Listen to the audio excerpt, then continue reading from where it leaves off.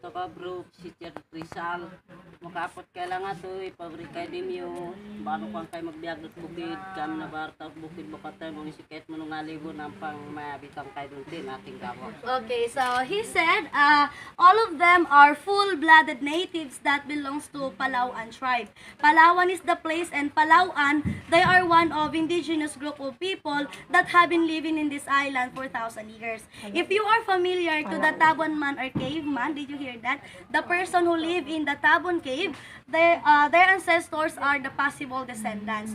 So, ma'am, sir, just like what he said, they only stay here for 2 weeks or 1 month. Some of them are just 1 or 2 days, and after that, they need to go back in the mountain. The real village is 200 kilometers away from here in the city. Ganun kalayo po. They travel that to share culture, to sell their products, and one good thing po, they are here to continue to practice in their alphabet. That alphabet is called Ibalnan, and sad to say, that is now dying because only the elders are familiar with that. So dito po, here we help them, we encourage them to continue to practice that, okay?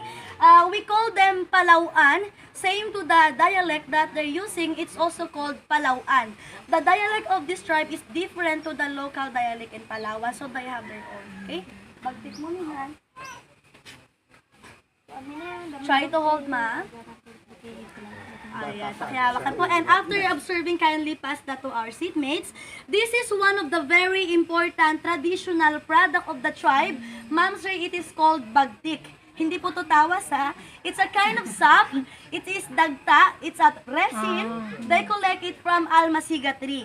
At first, it was a sticky liquid. Then after 2 weeks or 1 month, it became solid like this. That's the time that they will harvest and sell in the lowland. Now, the purpose of this one, it is the main ingredient in making varnish, nail polish, fiberglass, paints, or any related product. It's also flammable.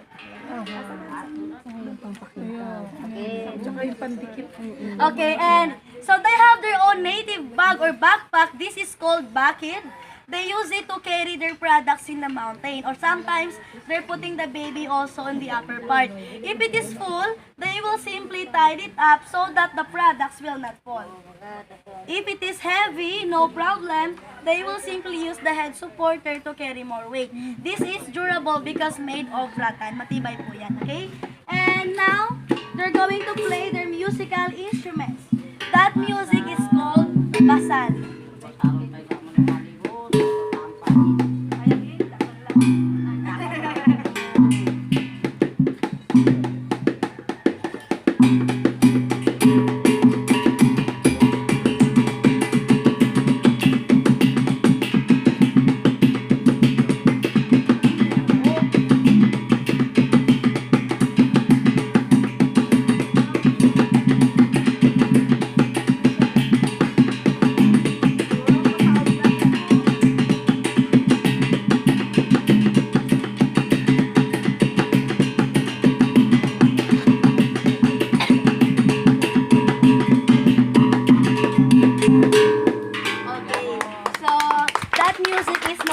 Basal, but here, ma'am, sir, sorry to tell you, they don't dance to entertain tourists or visitors because tribal dances are rituals which are sacred.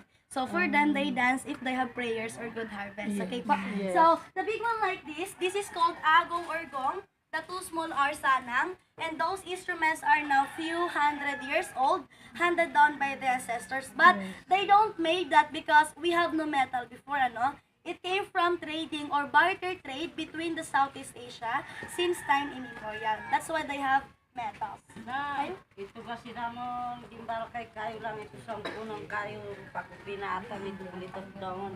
Okay, so this is their native drum, and he said it is made of hollow wood that they carve. On top, they put animal skin.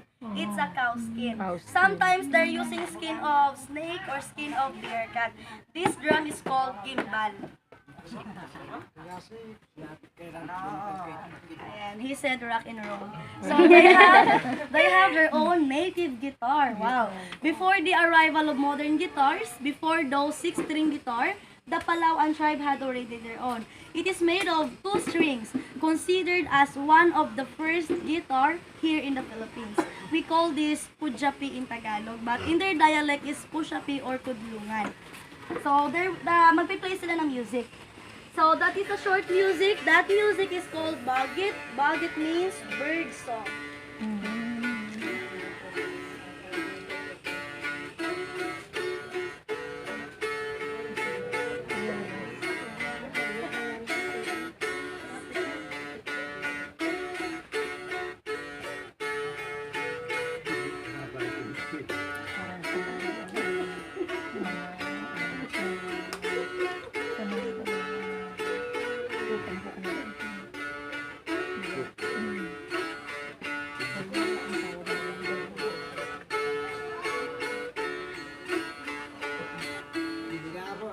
Okay, so yun lang na. Ayan, this one, it looks like very simple musical instrument. It's just a piece of wild palm and they put beeswax in order to adjust the sound. And they play it through vibration using their mouth. In other province, this is called kubing. In their dialect is arudin.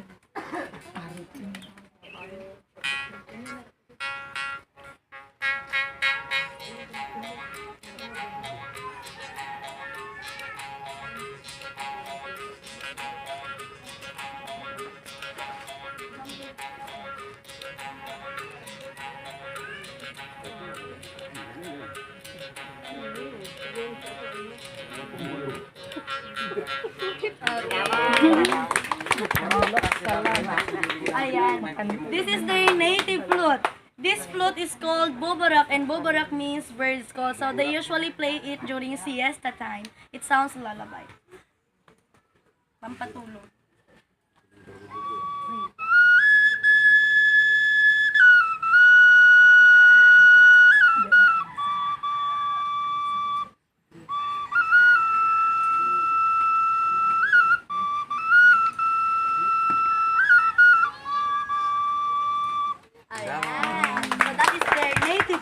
We are now the last part. By nature, Palawan tribe are hunter-gatherer. That's why they have their own hunting tools. So, ma'am, sir, way back in the mountain, they only plant at the start of the rainy season. During summer, they are more on hunting. Okay? Sakit mo? Ang kasalaman namin na, layat ka sa katas na kasi, mukas napatay kayo. Marami na rin po yung napatay, sabi niya. It kills a lot already. Only animals, not human. They call that ligate, and according to them, the metals are now few hundred years old, handed down by their great-great-grandfather. This one, itong hawak ko, it is the special kind of spear. It looks like harpoon but not for fishing. They use it for bigger animals or for trapping. Harpoon is for fishing. This one is for bigger animals, okay? So, I'll show you how to use it. Volunteer. If they have a target, they simply throw it from a distance. Once it hits the target, the metal will pierce through and get stuck because of the hook. If the target run away, these two will separate. And the handle, it will hang on the trees so that the target will trap or will cannot run away. Kapag na-trap, that's the time that they can easily follow up in throwing another one. So this is for follow up. They're using first the surayang. So these spears are few hundred years old and they pass it generation to generation. Notes? Campus mo eh?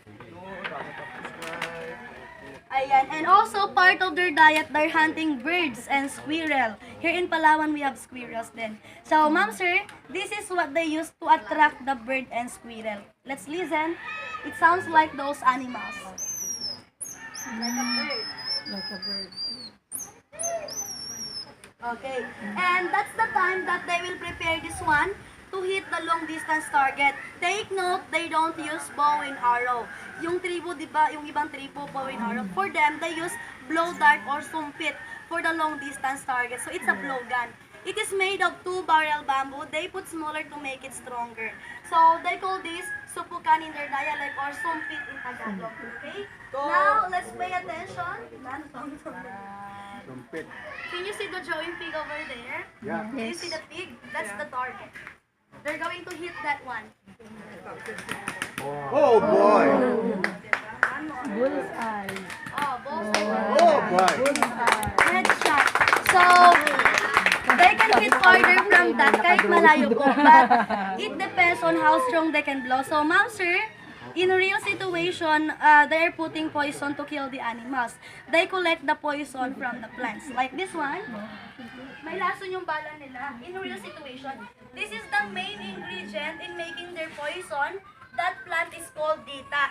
They collect the sap, they mix into other tree sap, and they cook it in a slow fire to make it deadly. Once it hits the target, in just a matter of a minute, the target will die. But they can still safely eat the meat. Before they cook and eat, they need to wash with water so the poison will disappear. Yung nasa frame, inside the frame over there, that's a real poisonous dart. So it could be dangerous for human. If accidentally they hit someone like us or them, say goodbye. No antidote for that. Pag tinamaan tayo, it can cause death. Okay? Apoy ni Yeah,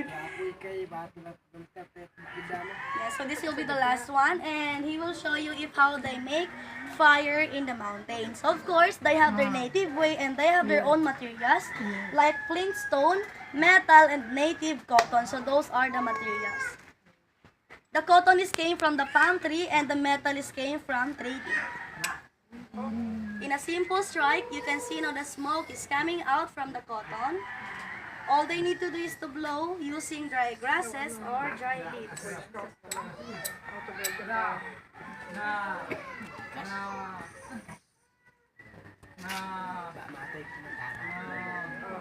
How to build the fire? Oh, stuck in it. Oh boy. Diba? Tulungan natin. It's a simple way for them. Kasi raman salon. Ayan. And this one, so mayroon na silang torch. It is their light or torch in the mountain. It's a sap or resin. Dagda po yan. And they cover it with dry leaves. 1 foot of this can last 3 to 5 nights. Or it depends on how they use it. Yeah, but 1 foot po nito. But according to them, they use it also to cure some illness like stomach ache or headache. And they believe that the smoke can drive away bad spirit or bad lucks. This torch is called salong or saying. It smells like incense po. Yeah. Pero yung dagda siya ng puno. Sa sap.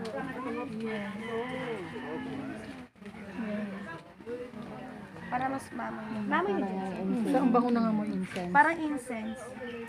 Yan lang yung incense. It's not came from Philippines. It's from Middle East. Okay, that's all. So now, you can interact with them. Opo. So for those who want to take a picture with the tribe, take your time. And later, they have a snake. So they have a pet or python. It's vegetarian. Don't worry. And to say thank you in their dialect, let's say, makansang salamat. Makansang salamat. Okay, makansang salamat Gasi means thank you so much also. So you can now interact with them. At meron po tayong official photographer. Ayan, okay, let's take a picture now by group or family together with them. Then let's have a sit over there, okay? Unahin na po namin yung grupo nito. Ilan po kayo, family? 8. Taga saan yung 8? Manila. Yung mga kaling